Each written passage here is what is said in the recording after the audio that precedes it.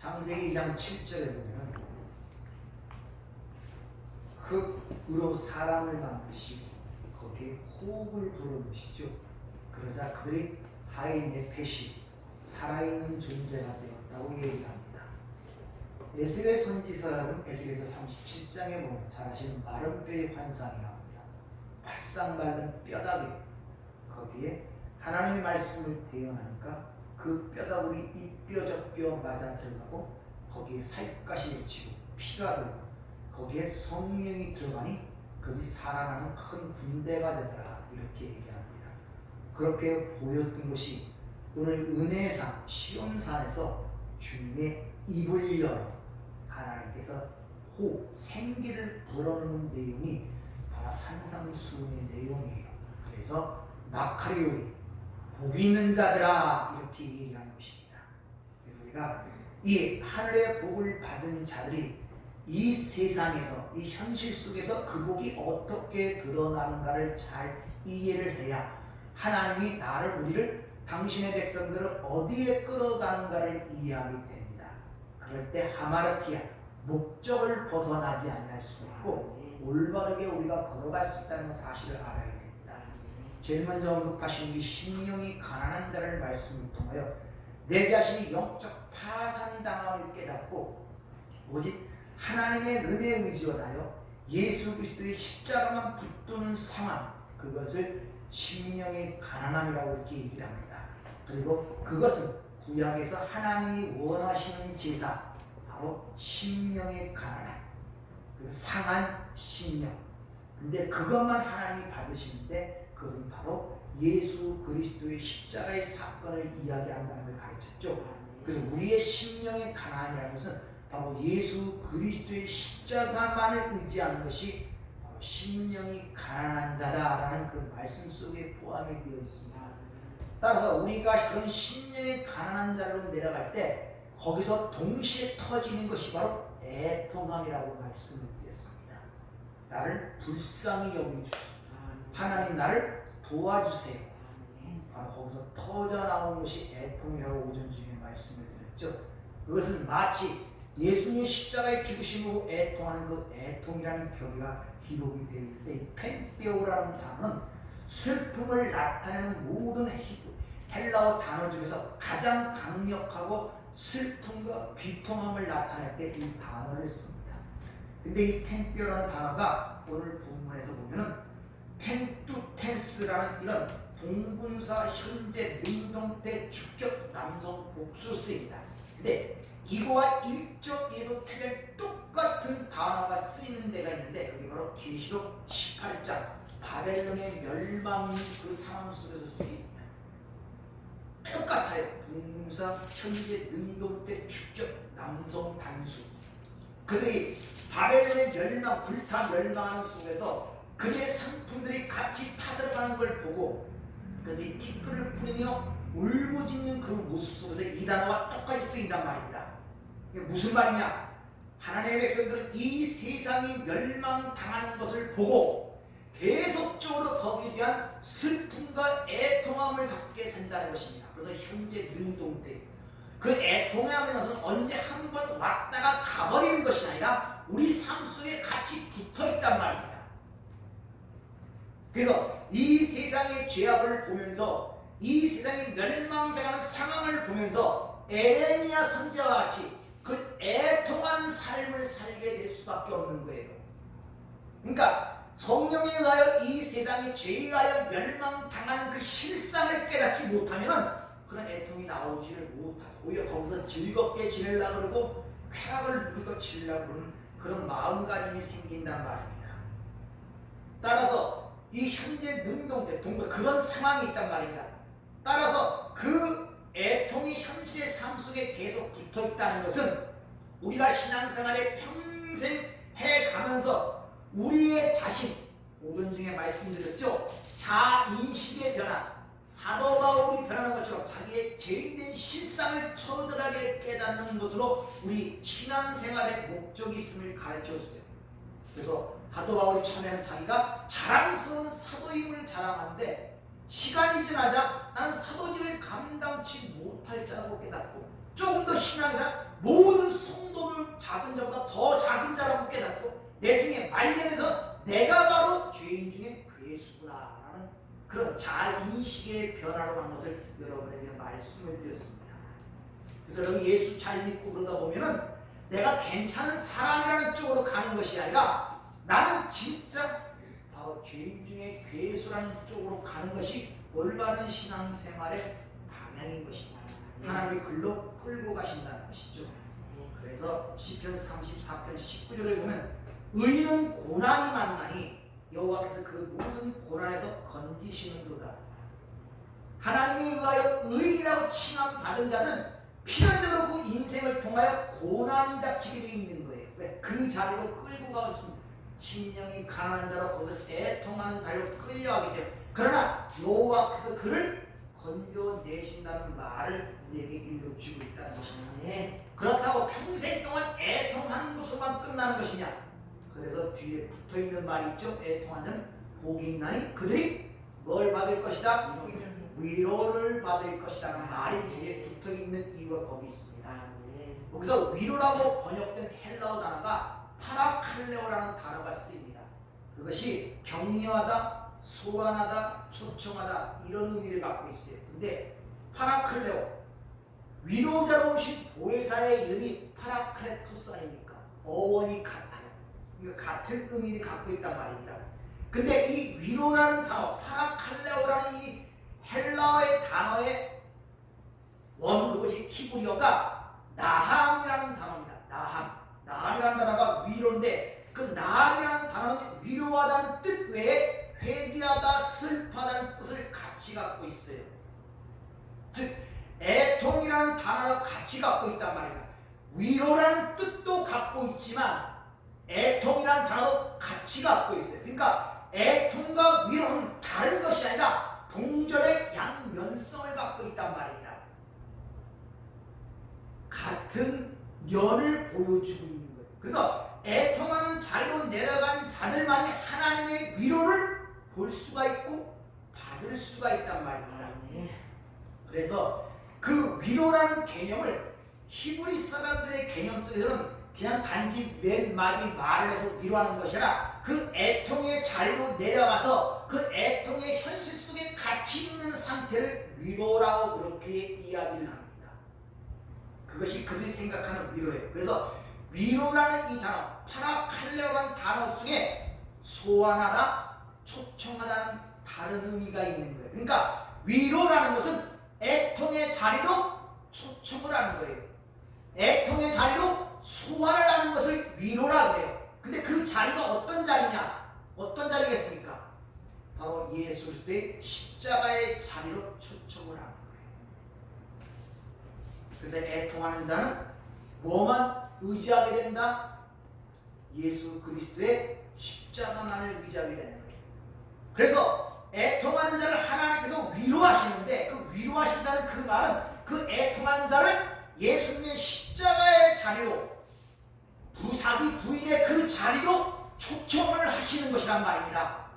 거기서 우리의 애통이 해결이 되고 거기서 우리가 해방을 받는단 말입니다. 이것이 위로라는 말의 의미를 여러분 아셔야 됩니다.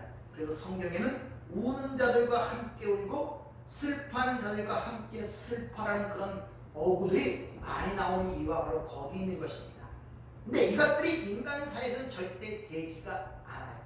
어떻게 그 사람의 애통의 자리에 날아가서 그 애통의 아픔의 동일한 슬픔을 우리가 감당할 수 있겠습니까? 인간들 사이에서는 그게 되지 않는단 말입니다. 그럼 자 우리가 이렇게 성령에 의하여 내 자신의 죄를 보고 세상의 죄를 보고 애통하게 될 때 그럼 어떻게 우리가 위로를 받을 수 있는가가 우리가 생각을 해봐야 돼요. 어떤 방식으로 하나님의 위로가 우리에게 오겠냐는 것이죠. 성령에 의하여 내 죄의 실상을 깨닫고 세상의 죄를 보고 아 내가 죽을 자구나 하나님 나를 도와주세요 불쌍히 여기세요 그런 애통하는 자에게 위로가 온다 그러잖아요. 그럼 그런 위로가 우리에게 어떻게 오냔 말입니다. 에레미야 14장 17절에 보면 너는 이 말로 그들에게 이르라 내 눈이 밤낮으로 그치지 아니하고 눈물을 흘리니 이는 처녀의 딸 내 백성이 큰 파멸 중한 상처로 말미암아 망함이니라. 지금 하나님께서 당신의 백성들의 그 파멸되기는 그 상태를 보고 눈물을 흘리고 애통하고 있는 상황을 보여주고 있단 말입니다. 자, 그럼 우리가 어떻게 위로를 받겠냐는 것이죠. 조금 전에 말씀을 드렸잖아요. 우리에게 어떻게 위로를 한다고요? 십자가의 자리로 우리를 초청한단 말입니다. 그러니까 내 죄에 대한 실상과 세상의 죄를 거고 나는 진짜 죽은 자이구나, 먼지에 불과하고 티끌에 불과하다는 그 지경에 떨어져야만이 하나님이 부르시는 그 초청의 자리, 십자가의 자리로 그걸 의지할 수 있는 상태가 된단 말입니다. 나에 대한 게 조금이라도 남아있으면 절대 그 자리로 가지 않습니다. 인가요? 그래서 밑바닥으로 하나님이 끌어내시는 거예요. 이렇게 당신의 백성들의 그런 처참한 상황을 보고 눈물을 흘리는 것이 곧 회복의 약속을 우리에게 주고 있는 거예요. 그 하나님의 애통이 우리를 살려내는 것이란 말입니다.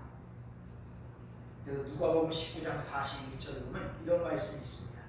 가까이 오사 성을 보시고 우시며 이르시되 너는 오늘 평화에 관한 일을 알았더라면 좋을 뻔하였거니와 지금 내 눈에 숨겨졌도다. 날이 이를지라 내 원수들이 토둔을 쌓고 너를 둘러 산으로 가두고 또 너와 및 그 가운데 있는 내 자식들을 땅에 메어치며 돌 하나도 도리에 남기지 아니하리니 이는 내가 보살핌을 받는 나를 알지 못함을 인함이라 하시니라. 이게 주님의 애통함이거든요. 주님이 공생애 동안 딱 두 번 우시는 장면이 성경에 기록되어 있습니다. 첫 번째는 요한복음 11장 나사로의 무덤에서 주님이 눈물을 흘리며 우시는 모습이 기록되어 있고, 조금 전에 말씀드린 누가복음 10장 예루살렘 입성 시 그 예루살렘을 보고 지금 눈물을 흘리며 그 말씀을 하시는 거예요. 그렇게 나사로의 무덤 앞에 하나님의 애통함으로 눈물을 흘리자 무덤이 열리고 죽은 나사로가 살아나오죠. 예루살렘서 하나님의 백성들, 물론 나사로도 하나님의 백성, 교회를 상징하고 있지만 예루살렘 성도 역시 마찬가지란 말이야. 그 예루살렘 성을 하여 주님이 애통하는 눈물을 흘리시는 것 때문에 거룩한 성 제-예루살렘 성이 나타나는 것입니다. 그 하나님의 애통함으로 당신들의 백성이 살아나는 모습을 그런 모양으로 우리에게 보여주고 있단 말입니다.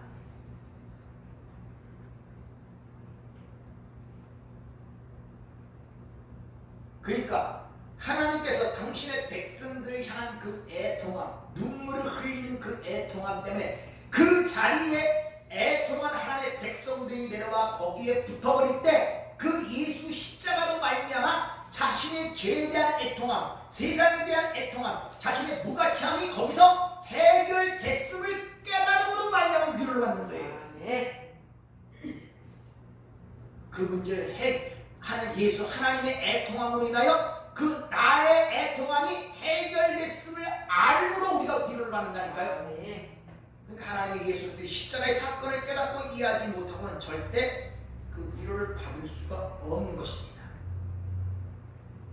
먼저 자신의 실상을 보고 애통해야 되는데 제자들은 예루살렘 성을 보는 그 주님의 애통함이 뭔지를 모르는 거예요. 영적으로 죽었습니다. 나사로의 무덤 앞에서 우는 주님의 모습을 보고 자신의 실상을 보고 우는 그를 모르는 거예요. 다만 나사로가 죽었기 때문에 우나 인간적 슬픔으로 본단 말입니다. 그럼 나사로가 일부러 죽기를 머물렀다고 하셨는데 나사로가 죽었다고 봅니까? 그럼 나사로의 죽음 때문에 온 것이 아니라 그 하나님의 백성들을 죽음으로 이끌어가는 죄와 사망에 대한 하나님의 애통함이었단 말입니다. 만약 나사로가 죽었기 때문에 슬퍼했다면 그 일찍 와서 살리시지, 일부러 뭐하러 이틀 더 유했다가 죽은 다음에 거기 오셔서 우시냔 말이에요. 아니란 말입니다. 그런 것 때문에 우신 것이 아니라는 것이죠. 따라서 예수님의 애통은 곧 십자가인 것입니다. 그 십자가의 애통이 하나님의 백성들의 애통함을 깨고 그 무덤에서 살려내신 그것이 십자가의 사건이란 말입니다. 이것을 이사야 53장은 이미 예언하고 있죠. 이사야 53장 4절부터 5절까지. 그는 실로 우리의 질구를 지고 우리의 슬픔을 당하였거늘 우리는 생각하기를 그는 징벌을 받아 하나님께 맞으며 고난을 당한다 하였노라. 그가 찔림은 우리의 허물 때문이요 그가 상함은 우리의 죄악 때문이라. 그가 징계를 받음으로 우리는 평안을 누리고 그가 채찍에 맞음으로 우리가 나음을 받았다. 예수님의 슬픔, 예수님의 빚통, 예수님의 애통, 그 모든 것들은 우리의 것이었단 말입니다. 그걸 예수님이 가져가신 거예요. 그게 십자가의 사건이라는 것입니다. 바로 그 현실을, 그 예수님의 애통의 자리, 예수의 십자가의 사건을 통해 깨닫는 그것이 바로 위로를 받는 거예요. 내 죄와 사망을 예수님이 다 해결하셨구나. 이런 것들이 우리에게 어떻게 전해지는가? 이 복음이 어떻게 전해집니까? 하나님의 말씀. 여러분들에게 그런 복음이 증거되는 수단이 말씀이란다. 그래서 고린도 1장 22절 전도에 미련한 것으로 믿는 자들을 구원하시기를 하나님이 기뻐하셨다. 전도, 캐리크만, 설교, 선포, 선언을 통하여 그걸 믿는 자들을 구원하시는 것이 하나님의 기뻐하시는 방법. 따라서 우리는 말씀을 통하여, 믿음을 통하여 위로받는 방법 외에는 없습니다. 그것입니다. 그래서 로마서 15장 4절부터 6절을 보면 무엇이든지 전에 기록된 바는 우리의 교훈을 위해 기록된 것이나 우리로 하여금 인내로 또는 성경의 위로로, 이게 파라클레오시스, 소망을 가지게 하니라. 이제 인내와 위로의 하나님이 너희로 그리스도 예수를 본받아 서로 뜻이 같게 하여 주사 한 마음과 한 입으로 하나님 곧 우리 주 예수 그리스도의 아버지께 영광을 돌리게 하려 함이니라. 이같이 성도는 이 땅에서 위로할 수 있는 유일한 방법은 바로 말씀과 믿음에 의하여 가능하다는 것을 우리에게 일러주고 있다는 것입니다. 그래서 시편 119편 50절에 이 말씀은 나의 고난 중에 위로라. 왜? 이 말씀이 나를 살리셨기 때문에 이렇게 이야기를 하는 것입니다. 그래서 이 세상에 살아갈 때 하나님께서 그들을 위로하고, 즉 복음이라는 게 기쁜 소식이 아니에요. 위로의 소식이란 말입니다. 그 복음의 소식은 전도에 미련한 것으로만이 그들을 구원해내시기를 하나님이 작정하신 거예요. 딴 방법은 없습니다. 말씀이 들어가야 돼요. 따라서 말씀이 그 안에 들어가면 예리한 검이 그 안에 영과 혼과 관절과 골수를 낱낱이 그 사람의 죄를 폭로로 시킨단 말입니다.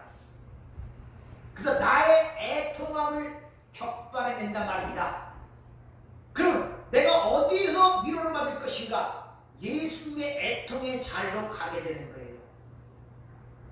그리고 예수님의 그 애통이 나의 애통을 가져갔음을 거기서 현장 속, 그 현실 속에서 깨닫고 거기서 진정한 위로가 우리에게 온다는 것을 여러분이 아셔야 됩니다.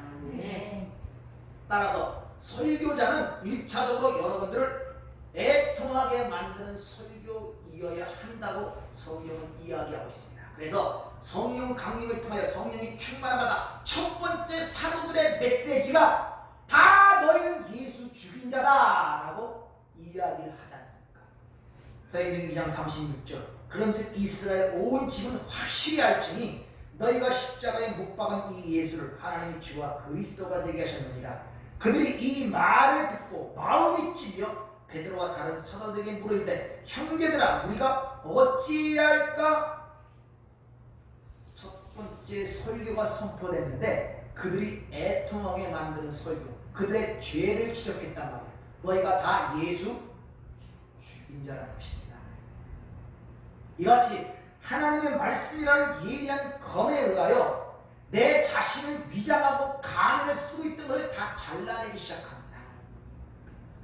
그러니까 사그리 거기서 하나하나 벗겨지면서 내 자존심이 무너지기 시작하는 거예요. 그리고 내 무가치함과 불건함이 인식이 되기 시작하고 자신의 가슴을 찢고 불쌍히 여겨주소서 라는 고백이 거기서 터져나올 수밖에 없는 거예요. 그리고 그 가운데서 예수의 십자가를 꽉 붙든 그걸 통하여 하나님의 위로 나의 모든 것이 거기서 해결됐음을 깨닫고 마음에 말할 수 없는 평강과 기쁨이 그 삶 속에 깃들게 된다는 것을 성경은 우리에게 일러주고 있습니다. 자, 그러면 하나님이 왜 이런 힘들고 어려운 것들을 우리에게 허락하시냐? 왜 애통이라는 그런 과정을 반드시 통과하게 만드냐는 것이죠. 그런 의문이 들지 않습니까? 그것은 바로 우리가 하나님께서 인간을 창조하신 창조의 목적 때문에 그래요. 하나님이 우리 인간을 당신의 백성들을 창조한 목적은 그들이 받은 복을 누리는 데 1차적 목적이 있는 것이 아니라 하나님을 찬양하는 데 1차적 목적이 있다는 사실을 잊으시면 안 돼요. 소율의 문답 제1문이 뭡니까? 그게 1차적 목적이란 말입니다. 우리가 받은 복을 누리는 것이 1차적 목적이 아니라 하나님의 영광을 위해 살아야 되는 것, 하나님을 찬양케 하는 게 1차적 목적이란 말입니다. 따라서 하나님을 찬양하려면 그 선제되는 선교의 조건이 뭐는데 자신의 신분과 위치가 명확하게 깨달아져야 돼요. 그래야 그분의 은혜를 찬송할 수가 있단 말입니다. 좀 쉬운 말로 나는 어머니 뱃속에 있는 핏덩이처럼 그냥 그대로 있다가 땅에 소멸되고 멸망된 존재였는데 예수라는 하나님의 씨가 들어와 새로운 산 존재로 부르심을 입은 그 현실이 비로소 감사해질 수가 있는 거예요. 내가 하나의 핏덩이에 불과하고 죽을 수밖에 없는 그 사실을 깨닫지 못하면 현재 산자로 부르시는 내 현실이 어떻게 감사할 수가 있겠어요? 그래서 내 전 존재의 실체를 깨닫는 것이 중요하단 말입니다. 그래서 성령은 그것부터 밝혀내는 것입니다. 우리 안에 들어오시면. 그래서 시편 30편 5절을 보면 그 노여움은 잠깐이요 그 은총은 평생이로다. 저녁에는 울음이 깃들지라도 아침에는 기쁨이 오리라. 저녁이라는 이 역사를 통과하는 동안에 울음과 함께 살아가게 된다는 것입니다. 저녁이 되고 아침이 되니 창세기 1장에만 항상 그렇게 반복되죠. 그러니까 우리는 지금 밤이라는 저녁이라는 이 역사의 시간 속을 통과하면서 거기서 항상 붙어있는 것이 울음과 함께 그 과정을 통과하게 된다는 것입니다. 그럼에도 불구하고 아침에는 기쁨이라는 그 약속 때문에 그 현실 속에서도 우리가 위로를 받을 수 있다는 내용을 그렇게 얘기하고 있는 거예요. 실질적으로 구약에서 복이라는 단어가 바라크 뭐랬습니까? 하나님 앞에 무릎을 꿇고 찬양하는 것을 복이라고 그러잖아요. 이게 복받은 자의 삶의 모습이란 말이야. 그 필연적으로 하나님의 백성들은 그 애통의 자리로 내려가도록 하나님이 이끄실 수밖에 없고 그래야 자기의 실존을 깨닫게 되고 하나님의 크신 은혜와 사랑을 찬양할 수 있는 존재가 되기 때문이었습니다. 그래서 그것을 벗어나서 하나님께로 가는 길은 없다는 사실을 우리는 알아야 됩니다. 인간들이 이 교만에 걸려서 마치 베드로처럼 내가 주를 위해 목숨을 바친다고 설쳐되는 사람들이 너무나 많죠. 베드로와 똑같이. 근데 사실 우리의 목숨이 하나님께 무슨 가치가 있겠습니까? 창세기 6장 3절에 의하면 이미 나의 영이 그들과 함께 영원히 하지 아니하니 그때부터 그들은 육신이 되리라. 육신이 살덩이라는 고깃덩어리 바사르 그것은 바로 흔히 말하는 생명 짐승의 생명과 똑같은 인생을 얘기하는 거예요. 하나님이 영이 함께하지 않는 생명은 짐승과 매일반이라는 거예요. 그건 하나님께 아무런 가치가 없습니다. 우리 인간 세상에서도 그러잖아요. 차 몰고 가다가 개 치였다고 그 사람 형사 입건돼 갖고 벌 받습니까? 아니 짐승도 생명 아니에요. 근데 어떻게 인간이 그걸 쳤는데 그걸 우리가 똑같은 생명의 위치 생각하면 우리가 벌을 살인죄 아닙니까? 근데 개 죽였다고 살인죄 적용합니까? 생명은 같은 생명이 아니란 말이에요. 하나님의 영이 있는 그 생명과 하나님의 영이 없는 생명은 전혀 다른 차원이란 말이에요. 하나님의 영이 함께하는 생명은 짐승의 생명과 똑같아요. 그런 것들은 하나님 눈앞에 먼지와 티끌로만 보일 뿐이에요. 그래서 전도서 3장 18절 하나님이 그들을 시험하시니 그들이 자기가 짐승과 다름없는 줄을 깨닫게 하려 하시니라. 그러면서 3장 19절에는 인생이 당하는 일이 짐승과 당하나니 그들이 당하는 일이 일반이다. 다 동일한 호흡이 있어 짐승의 죽음같이 사람도 죽으니 사람이 짐승보다 뛰어남이 없으니 모든 것이 헛되이다. 그런 마치 개가 내가 인간을 위해 죽겠습니다 라고 하고 자기를 알아봐달라는 그런 식이란 말이에요. 인간은 자기네 목숨이 대단한 줄 알아요. 근데 하나님께서는 짐승이나 내 일반이라고 성경은 얘기하고 있단 말입니다. 따라서 하나님 보시기에 하나님이 가치를 매길 수 있는 유일한 생명은 그 사람의 가치 평가는 그 안에 있는 예수에 의하여 그 사람의 가치 평가가 된다는 것을 아셔야 됩니다. 그 예수에 의해 그 사람의 가치 평가가 된다는 것이죠. 우리의 피, 우리의 고난이 아무런 하나님께 유익이 되지 않아요. 그럼에도 불구하고 우리가 주님을 위해 고난을 받는다든지 그러면 그걸 감사하게 여겨야 됩니다. 그래서 사도행전에 보면 예수님 때문에 핍박받고 맞고 뛰어나오면서 뭐라고 얘기합니까? 나를 예수의 고난에 참여하게 합당하게 여겨주신 것을 감사하게 여기잖아요. 헌신도 마찬가지고 봉사도 마찬가지입니다. 무엇이든지 그냥 써주신 것이 감사한 것이지 그게 고난이든 슬픔이든 아무 상관없어요. 봉사든 헌신든 사용한다는 자체가 그게 감사한 거예요. 그래서 누가복음 17장에 바로 무익한 종의 비유가 그거란 말입니다. 근데 인간들은 교만해서 자신이 무슨 큰 행위를 하는 것처럼 주님의 뭘 바칠 것처럼 생각을 하면서 살아가고 있다는 것입니다. 자신의 실체를 몰라서 그렇죠. 이같이 성도는 자신의 처음 위치와 신분을 깨달아 이 역사와 인생을 살면서 우리에게 값없이 주어진 그 하나님 나라가 얼마나 감사하고 소중하고 감격스러운 것을 깨닫며 사는 것이 신앙생활이에요, 여러분들. 그래서 에베소서 1장에 창세전의 계획이 나오죠. 창세전에 그리스도 신령한 복을 주시고 그리스도에서 자기 아들들이 되게 하신 이유는 그 은혜의 영광을 찬송하게 하기 위해서라고 분명한 목적을 밝히고 있잖아요. 이것이 우리 신앙생활인 것입니다. 따라서 하나님의 말씀에 의하여 성령에 의하여 우리의 실체가 벌거벗겨지고 폭로될 때 감추지 마세요.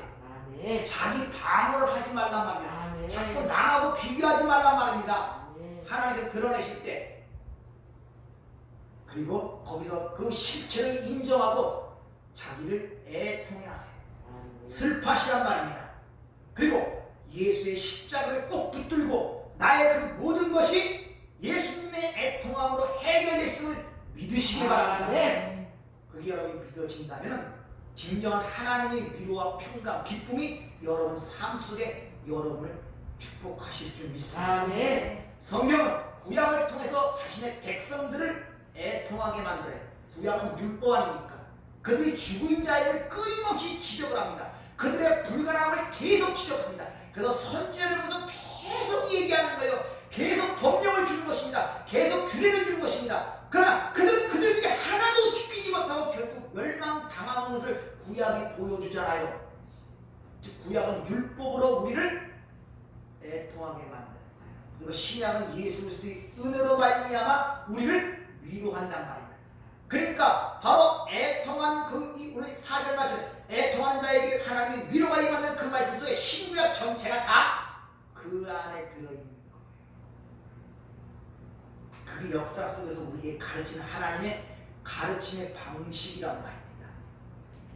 그래서 구약은 율법을 통해서 그 백성들의 죄인됨을 깨닫게 하고 그리스도께로 인도함으로 말미암아 신약에서 그 그리스도의 은혜로 말미암아 그 죄와 사망의 법에서 해방되었음을 선언하고 위로를 주고 있단 말입니다.